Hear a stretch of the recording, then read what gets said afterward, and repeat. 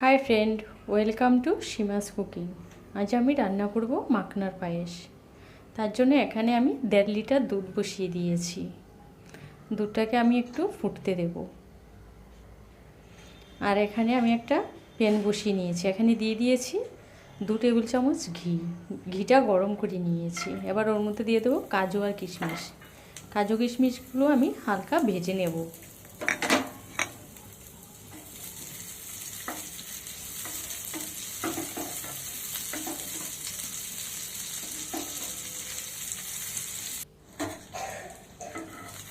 কিশমিশগুলো ভাজা হয়ে গেছে।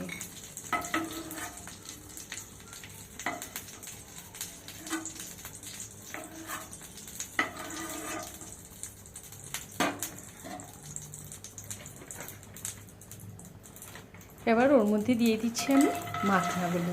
মাখনা এখানে আমি নিয়েছি 100 গ্রাম।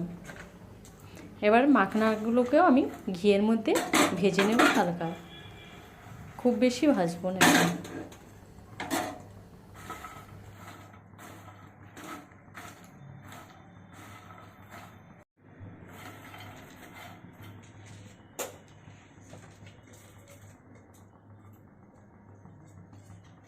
মাখনাগুলো ভাজা হয়ে গেছে, এবার এগুলোকে আমি তুলে নিচ্ছি। এমন হালকা করেই ভেজে নিতে হবে, বেশি ফ্রাই করা যাবে না।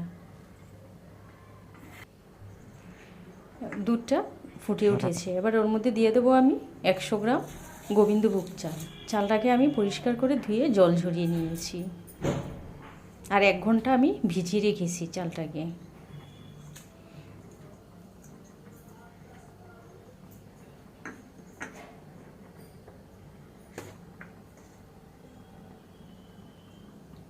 এবার ওর মধ্যে দিয়ে দিচ্ছি সামান্য নুন।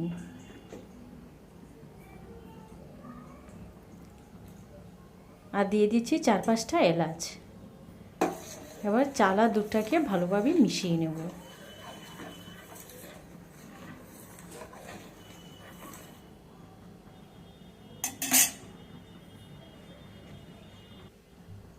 আর এখানে আমি 500 গ্রাম দুধ বসিয়ে দিয়েছি। দুধটাকে আমি ঘন করে নেব, একটু ক্ষীরের মতো করে।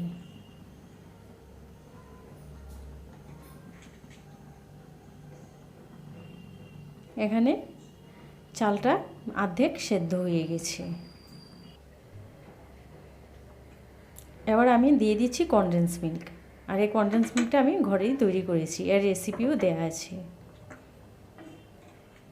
আর আমার সমস্ত রেসিপি আপনারা পেয়ে যাবেন আমার ভিডিওতে গিয়ে।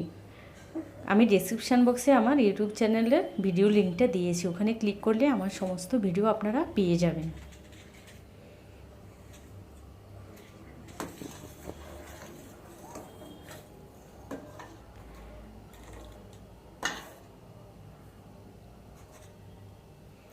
এবার ওর মধ্যে দিয়ে দিচ্ছি আমি ভেজে রাখা কাজু আর কিশমিশগুলো। আবারও ভালো করে মিশিয়ে দেব দুধের সাথে কাজু কিশমিশগুলোকে। আর এটা অনবরত নেড়ে দিতে হবে যাতে নিচ দিয়ে লেগে না যায়।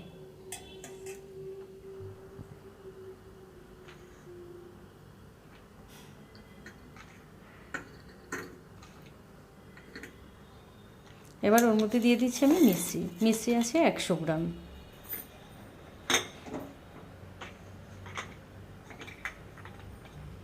আর দিয়ে দিচ্ছি কদমা। কদমা আমি 5-6টা এখানে দিয়ে দিয়েছি।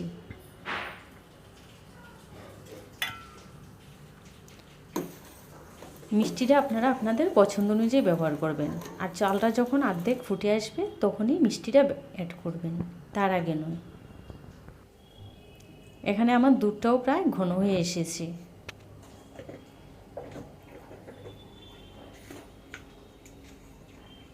এবার আমি এখানে দিয়ে দিচ্ছি পাউডার দুধ। পাউডার দুধ আমি দিয়েছি এখানে 2 টেবিল চামচ।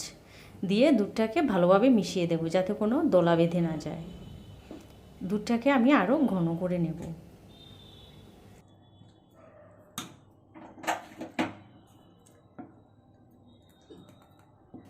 দুধটা ঘন হয়ে এসেছে, এ পর্যায়ে আমি দুধটাকে রেখে দেব, কারণ দুধটা ঠান্ডা হলে আরেকটু ঘন হয়ে যাবে। এখানে আমার মিষ্টিটাও গলে গেছে আর চালটাও সিদ্ধ হয়ে গেছে। এবার আমি দিয়ে দিয়েছি মাখনাগুলো দিয়ে ভালোভাবে আবার মিশিয়ে দিচ্ছি দুধের সাথে। আর মাখনার পায়েসটা খেতে দুর্দান্ত স্বাদ, আপনারাও একবার ট্রাই করে খেয়ে দেখবেন। এবার আমি এখানে দিয়ে দিচ্ছি ঘন করে রাখা দুধটাকে। মাখনাটা দিয়ে আমি 10 মিনিটের মতো রান্না করব, কারণ মাখনাটা একদম প্রায় গলে যাবে, একদম নরম তুলতুলে হবে মাখনাটা দুধের মধ্যে।